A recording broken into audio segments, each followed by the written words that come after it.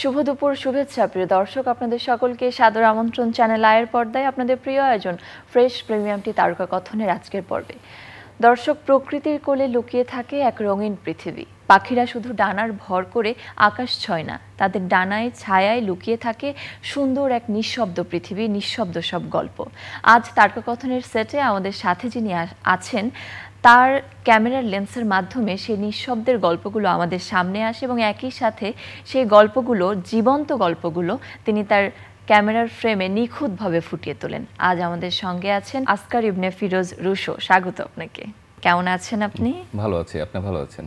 আমিও ভীষণ ভালো আছি। যেমনটি বলছিলাম শুরুতে, আপনার ক্যামেরার লেন্সে চমৎকার সব ছবি আমরা দেখি। সেই ছবিগুলো তো দেখবই, শুরুতেই একটু শুরুর গল্পটা জানতে চাই। কিভাবে এই ফটোগ্রাফির প্রতি প্যাশনটা আসলো এবং শুরুর জার্নিটা কীরকম ছিল? একেবারে শুরুর কথা যদি বলি, এটা আসলে 2001 সালের কথা। আমি আমাদের ইউনিভার্সিটিতে থাকার সময় আমাদের একটা স্টাডি ট্যুরে সেন্ট মার্টিনে গিয়েছিলাম। তো ওখানে যাওয়ার সময় আমার চাচার দেওয়া একটা ক্যামেরা, বেশ ওই সময়ের তুলনায় বেশ ভালো এবং এক্সপেন্সিভ ক্যামেরা। তো এইটা নিয়ে ছবি তুলেছিলাম। তখন আপনারা জানেন, তখন তো ডিজিটাল ক্যামেরা ছিল না, তখন ফিল্মের ক্যামেরা। সেন্ট মার্টিনে অনেক ছবি তুলেছিলাম আমি। টোটাল 12টা রিল নিয়ে গিয়েছিলাম ফিল্মের, পুরোটাই তুলেছিলাম। বাট আনফর্চুনেটলি ফেরার পথে আমার একটা কেস সহ ছিল আর কি, এটা অ্যাটাচি কেস সহ এই ক্যামেরাটা মিসিং হয়ে যায় আর কি। আচ্ছা। তো সেই 2001 সালের পরে আসলে আমি ক্যামেরাতে ধরা হাত বন্ধ করে দিয়েছিলাম, কিছুটা শখ থেকে, কিছুটা দুঃখ থেকে। এরপরে এসে আমাদের যেটা আসলো যে আবার 2015-16 সাল থেকে আবার একটু একটু করে, এর মধ্যে দিয়ে আমি মোবাইলে বেশ ছবি তুলেছি। দেখা গেলো যে অনেক পুরনো ছবিও আছে, বাট ক্যামেরা আবার হাতে নিয়েছি 2016 সালে এসে। সেখান থেকে মূলত তখনও ওয়াইল্ড লাইফের প্রতি এবং নেচারের প্রতি বেশি ছিল। 16 সালে এসে আবার শুরু করে সেখান থেকে এখনকার জার্নিটা আসলে মূল জার্নি বলা যেতে পারে আমার ক্যামেরা হাতে। শুরুটা ওয়াইল্ড লাইফ, মাঝখানে কিছুদিন এক্সক্লুসিভলি বাংলাদেশ নিয়ে কাজ করেছি, বাংলাদেশের ইসে, বাট এখন পুরোটাই ওয়াইল্ড লাইফ নিয়ে কাজ করছি। আচ্ছা, ওয়াইল্ড লাইফ নিয়ে কাজ করছেন এবং এই কাজগুলো করা কিন্তু অনেক ধৈর্যের ব্যাপার। একই সাথে বাংলাদেশের বিভিন্ন প্রান্তে ছুটে বেড়ানো এবং এই চমৎকার সব ছবিগুলো, এবং এই ছবিগুলো তোলার জন্য কিন্তু এই যে শুধুমাত্র ছবি না, মোমেন্ট ক্যাপচার করা। তো সেক্ষেত্রে আসলে নিজেকে প্রস্তুত করছেন কিভাবে, বা একটা ছবি তোলার পেছনের গল্পগুলো আসলে কি? একটা ছবির গল্প এক এক রকম। কোথাও যদি বলি যে প্রচণ্ড রোদে সারাদিন বসে থেকে একটা ছবি পাওয়ার গল্প, আবার কখনো বা নদীর মধ্যে একেবারে গলা পানিতে ডুবে থেকে আপনার একটা ছবি তোলার গল্প, আবার কখনো বা একই জায়গাতে বারবার গিয়ে দেখা হলো যে 10 বার 12 বার 15 বার গিয়ে 2 দিন 3 দিন করে থেকে একটা ছবি পাওয়ার গল্প। প্রতিটা ছবির পেছনে আসলে একটা ইউনিক গল্প থাকে আর কি, আপনারা জানেন। আর ধৈর্য এবং ইসের কথা যেটা বললেন, অনেকগুলো গল্পের কথা শুনলাম, তাহলে গল্পের ফাঁকে আমরা একটা ছবির গল্পই শুনে আসি ছবি দেখার পর। আচ্ছা। আমরা স্ক্রিনে আসলে আপনার একটি চমৎকার ছবি দেখতে পাচ্ছি, খুবই দুর্লভ ছবি বলতেই হয়, বাঘের ছবি। গল্পটা কি ছিল? আমাদের বাংলাদেশে যদি বলি, বাংলাদেশের জীববৈচিত্র্যের মধ্যে অন্যতম প্রধান আকর্ষণ আমরা সবাই জানি, আপনার সারা বিশ্বে বিখ্যাত royal Bengal tiger. Wild life ফটোগ্রাফির সাথে যারা জড়িত সবার স্বপ্ন থাকে, এক কথাতেই স্বপ্ন থাকে যে একবার বাঘের ছবি পাবো আর কি। তো এই বাঘের ছবিটা আসলে এত সহজ ছিল না। আচ্ছা। তো আমাদের এই এক্সপ্লোর ফটোগ্রাফি নামে একটা গ্রুপ আছে, যেখানে হচ্ছে এক্সপ্লোরিং সুন্দরবন নামে আমরা টোটাল 8টা সিজন করেছি আর কি, 2015 থেকে শুরু করে আর কি। প্রতি বছর আমরা নভেম্বর ডিসেম্বর মাসে হচ্ছে গিয়ে যে এই সুন্দরবন করি এক্সক্লুসিভলি ওয়াইল্ড লাইফ ফটোগ্রাফি, কত 7-8 জন 10 জন 12 জন লোকজন মিলে আর কি। তো এখানের বিভিন্ন রকম জীববৈচিত্র্য পাওয়া যায়, আপনারা জানেন। অনেক রকম পাখি পাওয়া যায়, অনেক রকম জীবজন্তু পাওয়া যায়, হরিণ পাওয়া যায়, বিভিন্ন ধরনের সাপ পাওয়া যায়, বাট বাঘ দেখাটা একটা আলাদা রকমই ছিল। এই বাঘের গল্প যদি বলি, সেটা হচ্ছে গিয়ে যে আমি টোটাল আমার 8ম বার সুন্দরবন ভ্রমণে গিয়ে এই বাঘটা দেখতে পেয়েছিলাম আর কি, 8বার এবার গিয়ে। বাট পুরোটাই আসলে ছিল হচ্ছে গিয়ে যে প্রচণ্ড চেষ্টা, ইচ্ছা এবং কিছুটা ভাগ্য। কারণ সেদিন আমাদের যেই রাতের বেলা যেখানে লঞ্চ থেকে শুরু করার কথা ছিল, মংলা থেকে স্টার্ট করতে একটু দেরি হয়ে যাওয়াতে আমাদের ফার্স্ট ডেস্টিনেশন যেটা ছিল আপনার কোকিলমণি নামে জায়গা একটা। কোকিলমণিতে আমরা দেখলাম যে হচ্ছে গিয়ে যে ভোরে পৌঁছতে পারবো না। তো আমাদের সবসময়ই থাকে যে সুন্দরবন ভ্রমণে আমরা প্রত্যেকটা ভোর কাজে লাগাতে চাই, কারণ ভোরবেলা আপনারা জানেন যে নেচার সবচেয়ে বেশি হচ্ছে গিয়ে যে অ্যাক্টিভ এবং সাইলেন্ট থাকে, এবং ওই জায়গাতে ওই সময়টা হচ্ছে গিয়ে যে ইনটেক অবস্থায় পাওয়া যায়, এবং ভোরবেলা হচ্ছে গিয়ে যে আপনার প্রতিটা ক্যানেলের মধ্যে হচ্ছে গিয়ে যে একটা স্বর্গীয় সৌন্দর্য থাকে। তো ওইটা আমরা কেউ কখনো মিস করতে চাই না। আনফর্চুনেটলি সেবার কিংবা ফরচুনেটলি কারণটা হচ্ছে গিয়ে যে সেবার আমরা একটু লেট স্টার্ট করাতে আমরা রাস্তার মাঝখানে মানে আপনার হচ্ছে গিয়ে যে পশুর নদীর একটা ক্যানেলে ঢোকার চেষ্টা করলাম, বাট সুন্দরবনে আবার এটার একটা নিয়ম আছে যে আপনার পারমিশন ছাড়া কোথাও যেতে পারবেন না। বন বিভাগের প্রি পারমিশন যেটা নেওয়া থাকে সেটা আমাদের ওখানে ছিল না। তা আমরা আমাদের শিপটাকে ওইটার মধ্যে ওই ক্যানেল ঢোকানোর চেষ্টা করাতে বন বিভাগের লোক এসে বললো না আপনারা যেতে পারবেন না এখানে। তো আমরা একটু মন খারাপ করেই যে হচ্ছে গিয়ে যে তাহলে আমাদের আজকে সকালে বোধহয় নষ্ট হলো। তো সেখান থেকে আমরা রিস্টার্ট করে আবার আমাদের মূল গন্তব্য যে কোকিলমনির দিকে স্টার্ট করলাম।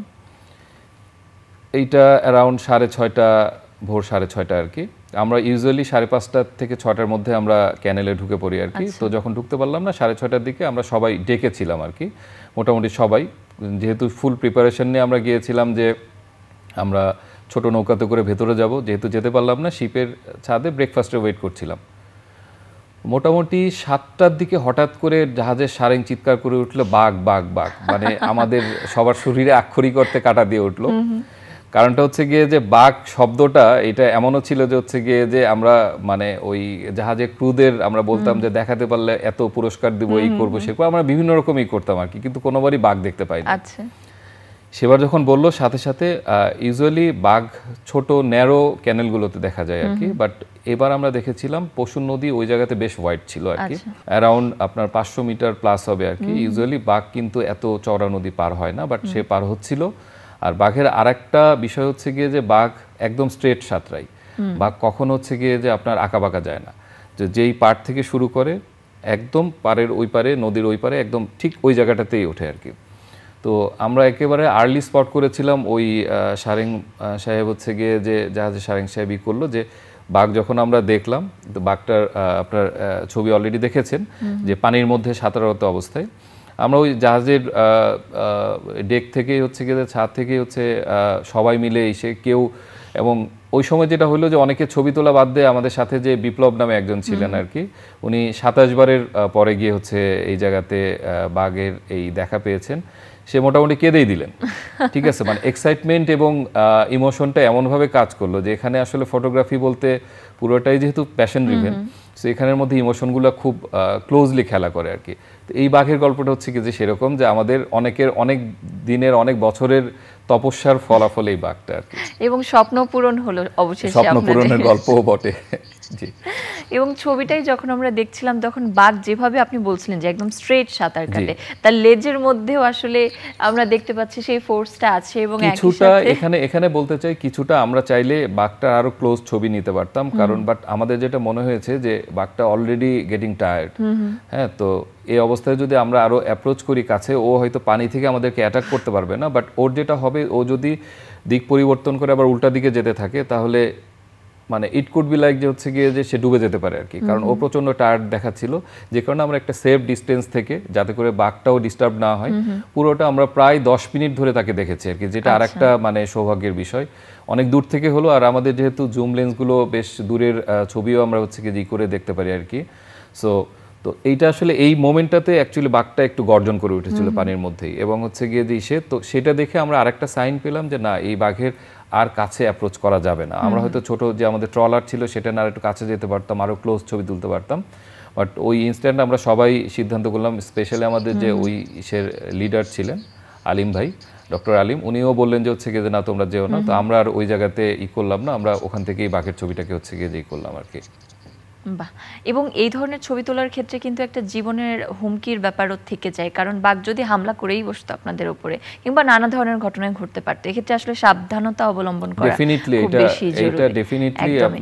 আমরা পরের ছবিতে চলে যেতে চাই, আমরা পরের ছবিটা একটু দেখি। চমৎকার একটি ছবি, পাখি উড়ে যাচ্ছে সেই সময় একটা অন্যরকম মুহূর্তের ছবি, এই ছবিটার গল্পটা একটু শুনি। এই ছবিটা আসলে খুবই সহজ এবং সহজ প্রাপ্য ছবি বলা যায়, বাট এখানে ফটোগ্রাফিক কারিশমা কিছুটা হচ্ছে কি দিশে আছে, যে আপনি দেখবেন যে ব্লার হয়ে গিয়েছে মা পাখিটা। এখানে আরো আগে বলি সাথে যেন মিশে গেছে। জি, এখানে হচ্ছে গিয়ে যে পাখিটা উড়ে বেরিয়ে যাচ্ছে এটা হচ্ছে মা পাখি, আর যেই বাসাটার মধ্যে যেটা সেটা ছোট পাখি। মূলত মাটা বাচ্চাটাকে খাওয়ানোর পরে উড়ে বেরিয়ে যাচ্ছে আর কি। এই পাখিটা তোলা আমার হচ্ছে গিয়ে যে আমাদের বোটানিক্যাল গার্ডেন থেকে, বীরপুর বোটানিক্যাল গার্ডেন থেকে। তো এখানে এই পাখিটার জন্য আমি টোটাল 8 দিন সময় দিয়েছি আর কি। 8 দিনের মধ্যে যে 3-4টা ছবি আমার মনোভূত হয়েছে তার মধ্যে একটা হচ্ছে গিয়ে যে এইটা। আর এই ছবিটার বিষয়ে আরেকটু বলতে চাই, এটা গত বছর 2024-এর উইকি লাভস আর্ট বলতে একটা গ্লোবাল কম্পিটিশন হয়, সেখানে বাংলাদেশ থেকে যে কয়েকটা ছবি অ্যাওয়ার্ডেড হয়েছে তার মধ্যে একটা আর কি, যে আমার সাথে আরো 2 জন হচ্ছে গিয়ে যেখানে হয়েছে আর কি। তো এই ছবিটা হচ্ছে গিয়ে যে একটা অভিনন্দন আপনাকে। আমরা পরবর্তী ছবিতে যাচ্ছি। বাহ, আরো চমৎকার একটি ছবি, দুটো লাল পাখির মাঝে একটি সাদা পাখি। এই পাখিটার নাম লালমুনিয়া, আমরা আদর করে লালটু ডাকি আর কি। ঠিক আছে, তো আমাদের যারা ওয়াইল্ড লাইফ ফটোগ্রাফি বা বার্ড ফটোগ্রাফির সাথে যারা আছে তাদের মোটামুটি 80%-এর যদি আপনি বলেন যে হচ্ছে গিয়ে যে এই পাখিটা হচ্ছে তাদের প্রেমের আরেক নাম আর কি। হ্যাঁ, কারণটা হচ্ছে গিয়ে যে এই পাখিটা প্রতি বছরই আপনার অগাস্ট অনওয়ার্ড ঢাকা শহরে প্রচুর পাওয়া যায়, সারা বাংলাদেশেই পাওয়া যায়, বাট এখন আসলে প্রচুর আর পাওয়া যাচ্ছে না। এই পাখি মূলত বাসা করে কাশবনের ভিতরে। তো ঢাকা শহরের খালি জায়গাগুলো যেহেতু আপনারা জানেন যে আরবানাইজেশনের আদার প্রসেস হচ্ছে কি হয়ে যাচ্ছে, কাশবন এগুলো অনুপস্থিত এখন। তো এই পাখির সংখ্যাও আস্তে আস্তে কমছে। তো তারপরও কিছু কিছু জায়গাতে এখনো ইনটেক রয়েছে, এই পাখির বাসস্থান হচ্ছে গিয়ে যে হ্যাবিটেটগুলো এখনো রয়েছে, সেখানে পাখিটা টিকে আছে। তো এই বিষয়ে আমাদের আরেকটুই করতে হবে। এই পাখিটার ক্ষেত্রেও দেখা গেলো যে এই মোমেন্টের জন্য আমার এখানে রোদে এবং বৃষ্টির মধ্যে আপনার রেইনকোট নিজে গায়ে দিয়ে এবং আমাদের ক্যামেরারও যে রেইনকোট থাকে সেটাতে দিয়ে ট্রাইপডে বসিয়ে এই জায়গাতে এই পাখিটা আসলে 4 দিনের চেষ্টায় তোলা আর কি এই ছবি। যে ঘন্টার পর ঘন্টা একটা ছবি তোলার জন্য অপেক্ষা করে এবং তারপর সেই ছবিটা যখন তোলা হয় তখন কেমন লাগে? এটা স্বর্গীয় অনুভূতি। এটা আসলে ভাষায় প্রকাশ করা খুবই কঠিন। কারণটা হচ্ছে গিয়ে যে ইভেন যদি আমরা ছবি নাও পাই, যে প্রত্যেকটা মোমেন্ট আমি সামনে পাখি খেলা করছে তার জন্য ওয়েট করছি, অন্য কিছু লাগে না আসলে। যে আমার সময় কাটানোর জন্য যে হচ্ছে গিয়ে যে অন্য যে একটা লাগবে যে আমি একটু মোবাইল দেখবো, আমি অন্য কিছু করবো, এটা আসলে না। ওই টোটাল যে অ্যাক্টিভিটি দেখায় এটার মধ্যে একটা আলাদা আনন্দ, একটা আলাদা মজা। এটাই আসলে আপনাদের source of recreation. Source of শুধু রিক্রিয়েশন না, এটা বলতে পারেন যে source of power actually. Wow, great. আমরা পরের ছবিতে চলে যাই। আসলে এত দারুণ সব ছবি, ভয়ঙ্কর সুন্দর একটি ছবি। আমরা এই ছবিটার গল্পটা একটু শুনি। এই ছবিটাও ঢাকা থেকেই, আউটস্কার্ট থেকে তোলা। ঢাকার আপনার হচ্ছে গিয়ে যে ইকোরিয়া নামে যে জায়গা আছে, এখানে হচ্ছে গিয়ে দক্ষিণ ক্যারাডিগঞ্জে ঝিলমিল প্রজেক্টের পেছন দিকটা এই ছবিটা তোলা। এই ছবিটা আসলে তুলতে গিয়েছিলাম অন্য একটা ছবি, আমরা নীললেস সুইচোরা বলি, ব্লু টেল বিটার। এই সময়টাতে, এই যে এখন যে সময়টা এখন চলছে যে মে মাসেই অ্যাকচুয়ালি ছবিটা তোলা। তো এই সময় হচ্ছে গিয়ে যে যাওয়ার পরে ওই ছবি তুলে বিকেলবেলা আমরা ব্যাক করবো, এই সময় হঠাৎ করে আপনার ওই একটু বালি জায়গা আর কি, যে ভরাট করা বালি ওই জায়গাতে, তো বড়ই গাছ কিছু হয়েছে আর কি। এই ছবিটা দেখলেন যে পাখিটা বসে আছে বড়ই গাছের, হঠাৎ করে অনেক দূর থেকে দেখলাম একটা পাখি উড়ে আসছে। এই পাখিটার নাম কাটুয়া চিল, আচ্ছা, বাংলায় নাম কাটুয়া চিল। তো এই চিল পাখিটা হচ্ছে গিয়ে যে এদের প্রিয় খাবার হচ্ছে গিয়ে যে গিরগিটি, বিভিন্ন ধরনের ইঁদুর, এই ধরনের খাবারগুলো, বিশেষ করে গ্রাউন্ডে যেই সরীসৃপগুলো থাকে এদেরকে শিকার করে খায় এই পাখিটা। তো অনেক দূর থেকে দেখলাম যে হচ্ছে গিয়ে যে এই পাখিটা উড়ে আসছে, সাথে সাথে আমরা একে অ্যাপ্রোচ করে যখন দেখলাম যে এখানে বসার পরে এই যে ব্যাকগ্রাউন্ড সহ একটা ছবি, আমরা একসাথে সেদিন প্রায় 11-12 জন ছবি তুলেছিলাম এখানে এই পাখিটারই। বাট এই পাখি অনেকক্ষণ সময় দিয়েছে। বাট এখানে ফটোগ্রাফির একটা বিষয় হচ্ছে গিয়ে যে আমরা যখন একদম ব্ল্যাঙ্ক একটা ব্যাকগ্রাউন্ড বা আকাশের ব্যাকগ্রাউন্ডে একটা ছবি তুলি, ওটা দেখতে এতটা মানে অ্যাট্রাকটিভ হয় না। তো এই পাখিটার জন্য আমি দেখা গেলো যে একদম 360 ডিগ্রি ঘুরে এই স্পটটাকে যখন হচ্ছে গিয়ে যেই পেলাম, দেখেন পেছনে একটু সবুজ আছে, তো এই সবুজ ব্যাকগ্রাউন্ডটা একটা গাছ অনেক দূরে আছে, ওইটাকে পাওয়ার জন্য হচ্ছে গিয়ে যে আমাকে বেশ মোটামুটি 360 ডিগ্রি ঘুরে একটা স্পটই করতে হয়েছে। আর সবাই এক্সাইটমেন্টে হচ্ছে গিয়ে যে ছবি তুলছে। বাট আমার যেটা কিছু ছবি তোলার পর দেখলাম যে ভালো ছবির জন্য আমার ঘুরে একটা জায়গাতে যেতে হবে, সেটা হচ্ছে গিয়ে যে এই যে আপনি বলছেন অ্যাপ্রোচ করার কথা এবং অ্যাঙ্গেল বুঝে একটা পারফেক্ট ছবি তোলা, এবং সকলে যখন অ্যাপ্রোচ করছে তখন কিন্তু দেখা যাচ্ছে অনেক সময় পাখিটি উড়েও যেতে পারে, এমন হয়েছে কিনা কখনো? এইটা আসলে হতেই পারে, এটাকে আমি আসলে করব না, ডিসএগ্রি করব না, এটা হতেই পারে। কারণ পাখি তো আসলে মানুষের সাথে অত অভ্যস্ত না।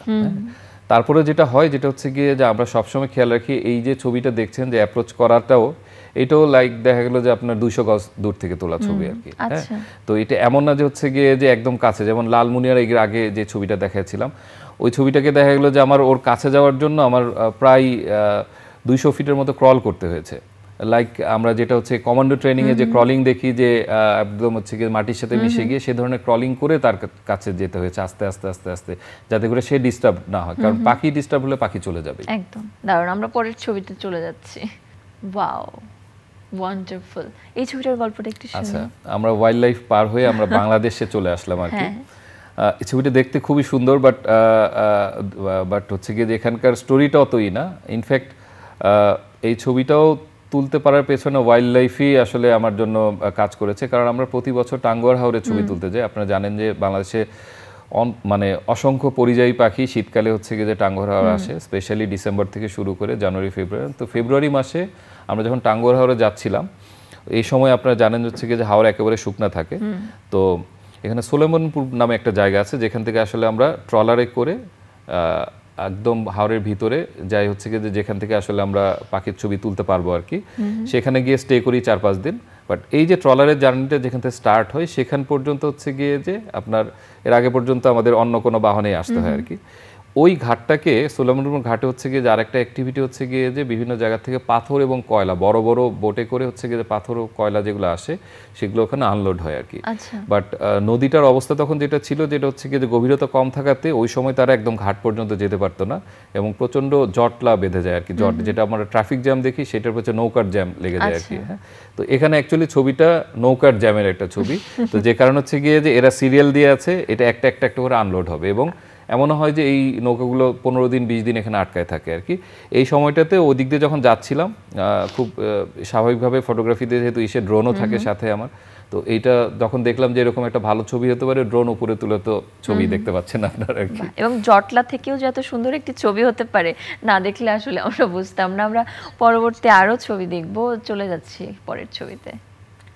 দারুণ, আরো একটি ড্রোন শট, আরেকটি ড্রোন শট এবং আরেকটি আসলে দুঃখের গল্প, হতাশার গল্প। এটা অ্যাকচুয়ালি ঢাকারই একটা পাশের ইসে, আমরা জেনেভা ক্যাম্প চিনি, জেনেভা ক্যাম্পের উপর থেকে দেখলে এরকম দেখায় আর কি। তো আমি এই পাখি নিয়ে যখন কাজ করছি ঢাকা শহরের বিভিন্ন জায়গাতে এরা কিভাবে থাকছে কি থাকছে, পুরান ঢাকা থেকে শুরু করে নতুন ঢাকার প্রত্যেকটা আনাচে কানাচে, মোহাম্মদপুর, মিরপুর, উত্তরা, গুলশান, ওয়ারি সব দিকেই আসলে কভার করার চেষ্টা করছি। এই ছবিটা হচ্ছে মোহাম্মদপুরের জেনেভা ক্যাম্পের উপর থেকে তোলা আর কি। আচ্ছা, পরের ছবিতে চলে যাচ্ছি। এইটা ধরেন এইটাও একটা ভালো অ্যাওয়ার্ড পাওয়া ছবি, বাট এটা তোলা হচ্ছে নওগাঁ থেকে। নওগাঁতে যখন শীতকালে এই ছবির জন্যই ঘুরছিলাম আর কি, একটা ভ্যান নিয়ে দেখা গেলো যে ভ্যানে চড়ে দেখতেছি, ঘুরতেছি, ছবি তুলতেছি। তো সেই জায়গাতে যেটা হচ্ছে গিয়ে যে হঠাৎ করে খেয়াল করলাম যে নদীর পাশে এক জায়গাতে এই আপনার বাঁধাকপি চাষ হয়েছে আর কি। এখানে ছেলে আর বাবা কাজ করছে। তো হঠাৎ করে দেখলাম হচ্ছে গিয়ে যে এদের ড্রেসও খুবই সুন্দরভাবে কন্ট্রাস্টই হয়েছে, সবুজের মধ্যে হলুদ আর লাল। ওখানেও এমনিতে ক্যামেরাতেও ছবি তুলেছি, বাট সাথে যখন দেখা গেল যে হচ্ছে গিয়ে যে আপনার ড্রোনটা উপরে তুললাম, সে আপনার হচ্ছে গিয়ে যে এরকম একটা স্বর্গীয় দৃশ্য তৈরি হলো আর কি। বাহ, দারুণ। আসলে এই যে ছবি তুলছেন এবং আমরা দেখছি বাংলাদেশ থিমে আপনি কাজ করেছেন, পাখির ছবি তুলেছেন, ওয়াইল্ড লাইফ ফটোগ্রাফি করছেন এবং রিসেন্টলি আপনার একটি কাজ আমরা দেখেছি ঢাকার পাখিকে নিয়ে। আপনি এখানে আসলে ঢাকার পাখির ট্রেইলারটি আমরা দেখে আসবো এই পর্যায়ে।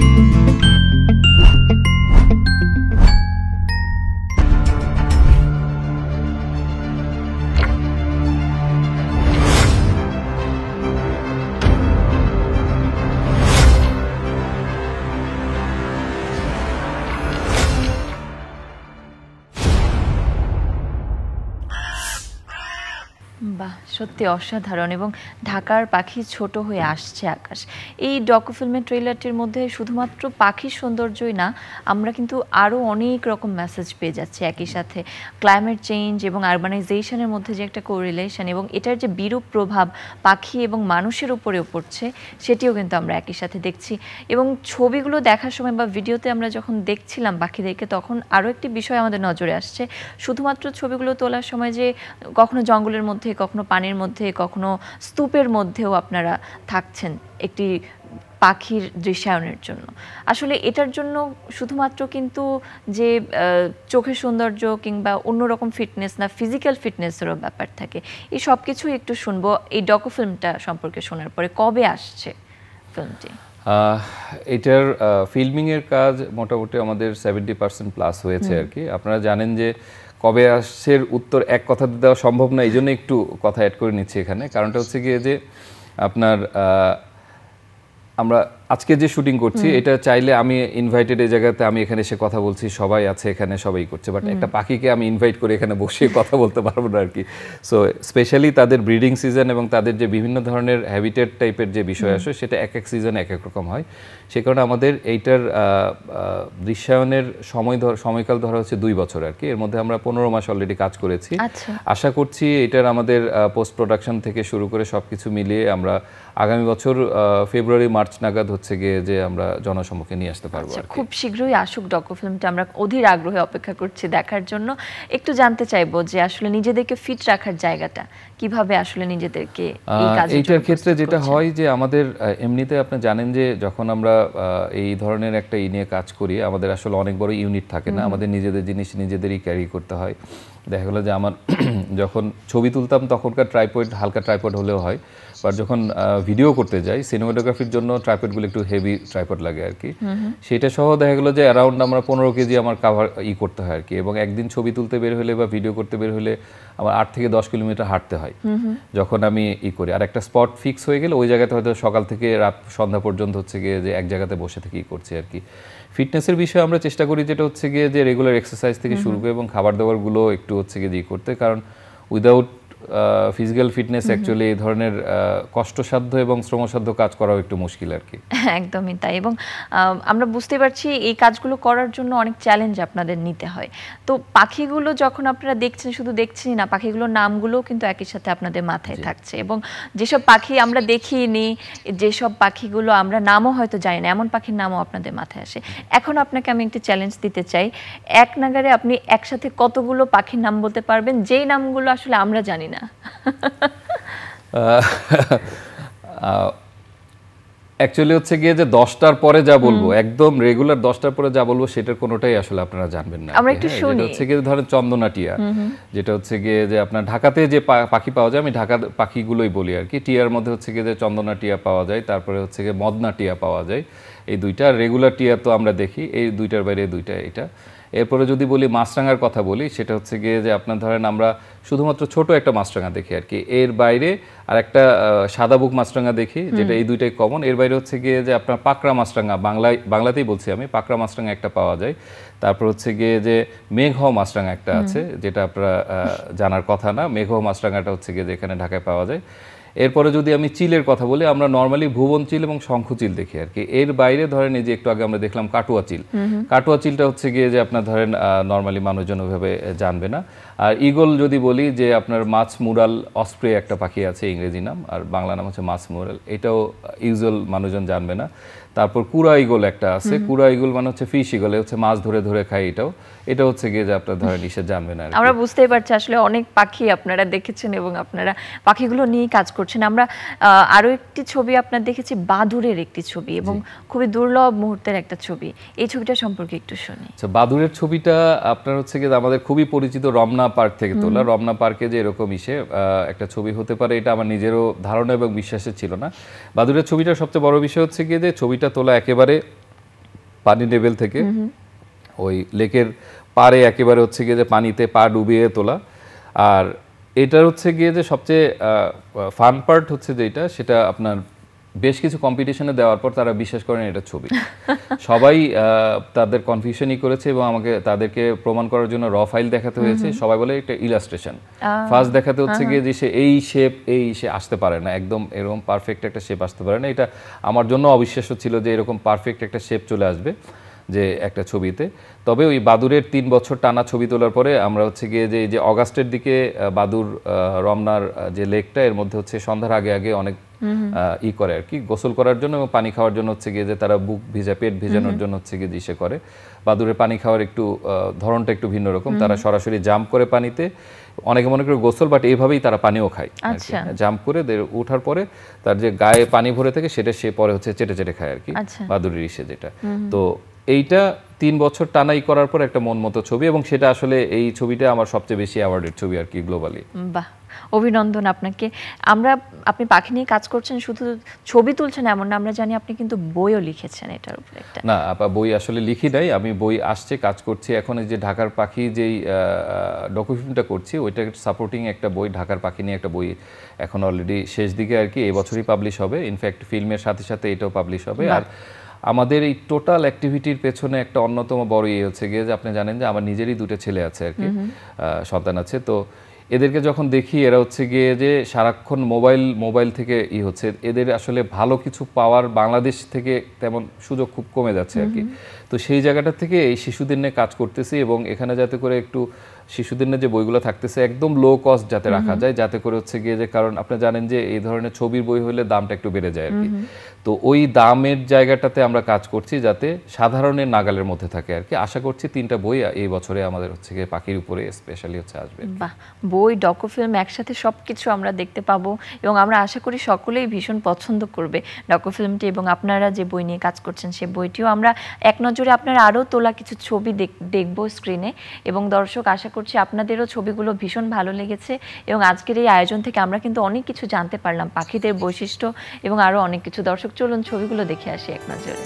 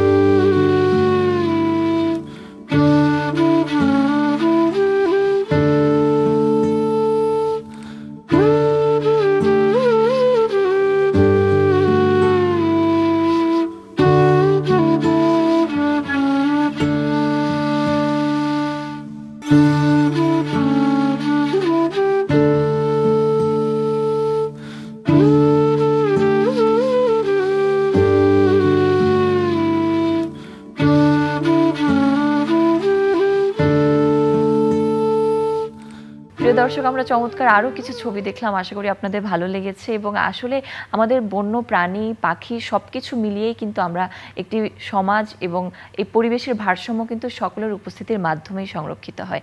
আমরা সকলেই আমাদের সাথে সাথে পাখিরা বা অন্য বন্য প্রাণীরাও যাতে সহাবস্থানে থাকতে পারে সেই বিষয়টি নিশ্চিত করতে যেন কাজ করি, এবং একই সাথে আমরা সকলে একসাথে ভালো থাকি। আপনাদের সকলের জন্য শুভকামনা, ভালোবাসা জানিয়ে আজকের আয়োজন থেকে বিদায় নিচ্ছি।